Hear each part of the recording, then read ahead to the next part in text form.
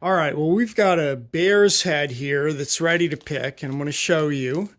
We know it's ready to pick because it's drawing out these teeth on it where the spores are going to come from if we let it go long enough.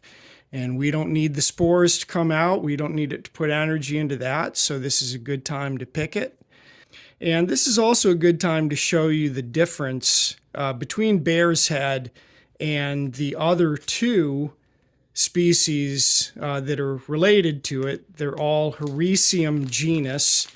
So the lion's mane is the one that most people are familiar with.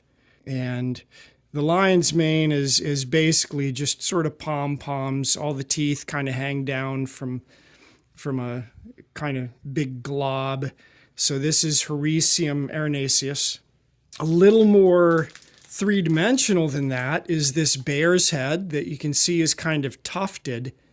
And this is Hericium americanum.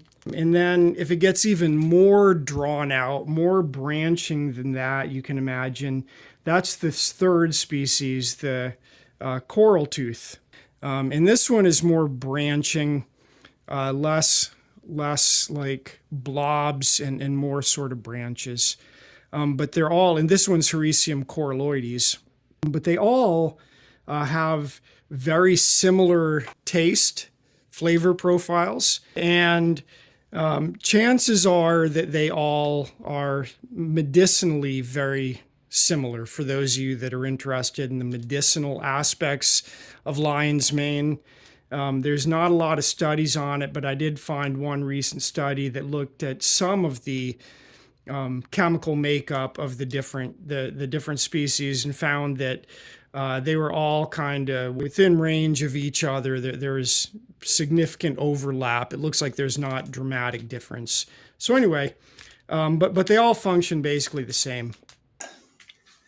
Let's take a break for a sec and look at how we got to this point. We started with a home mushroom growing DIY kit, which is inexpensive and really easy to use. You can use it in your kitchen without any special training or equipment.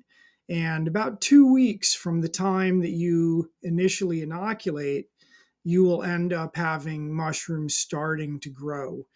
And by 3 to 3.5 weeks from the time you inoculate, you'll actually be eating mushrooms. They grow very fast and are very productive. You'll get 3 fruitings out of them.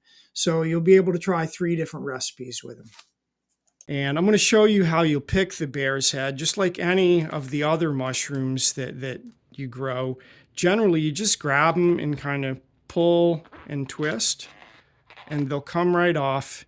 And you see you'll have some of that growing substrate left behind that's stuck to them.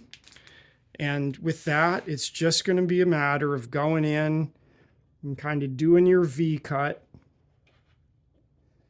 where you kind of slice a V out of there.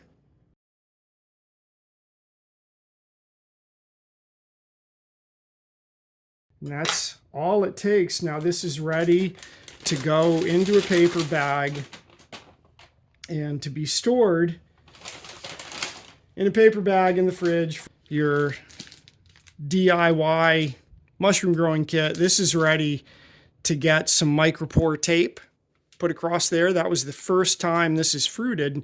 So we'll put some micropore tape back across there and let it sit. And in a few days, it'll start fruiting again. Then after that second time, we'll cover this over with packing tape, seal it up good, and we'll cut a new slit in the back and let it fruit the third time out of that new slit.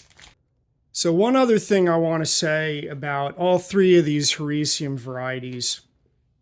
These are one of my favorites to grow, and they're really easy to grow, especially in the winter where humidity's a problem.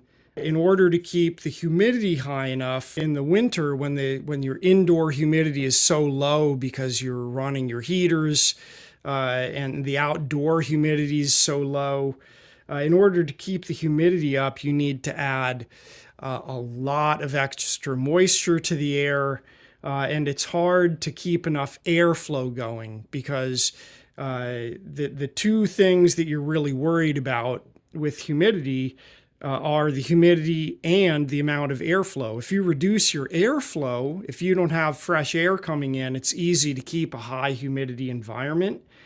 But especially with oyster mushrooms, if your airflow goes down, those mushrooms will develop really long stems as they try to find an area that has better airflow. Basically, what they're looking for is a low carbon dioxide environment, which is a cue to them that they are out in the open air where it's worth developing those spores and releasing them.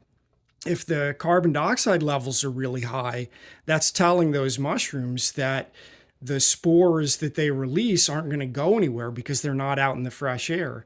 So that's kind of the downside with growing oysters is if you don't get plenty of fresh air, they'll get those long stems, and the long stems tend to be tough and not really edible. So you're getting less usable mushrooms. So in the winter, when it's hard to keep humidity up, that can be more challenging. Lion's mane, bear's head, coral tooth, these Hericium varieties, they do a lot better with higher carbon dioxide. So they have less of a demand for fresh air. The whole thing is going to be edible no matter what happens. It will sometimes happen. I've seen, for example, coral tooth get very long branches on it, but it doesn't hurt anything from a standpoint of it's still fully edible. And they also don't need quite as high of a humidity environment as oysters do. So these are a great one to grow in the winter. Really, they're great to grow anytime. They're easy to grow, and you can get pretty good amounts of mushrooms off them. Certainly, one of our mushroom growing DIY kits, you can expect to get definitely over a pound total out of each, and more likely up in the 1.25 to 1.5 pounds over the course of 3 fruitings with them. So you'll get really good results from them. They're delicious. They're very good for you, and they're very easy to grow.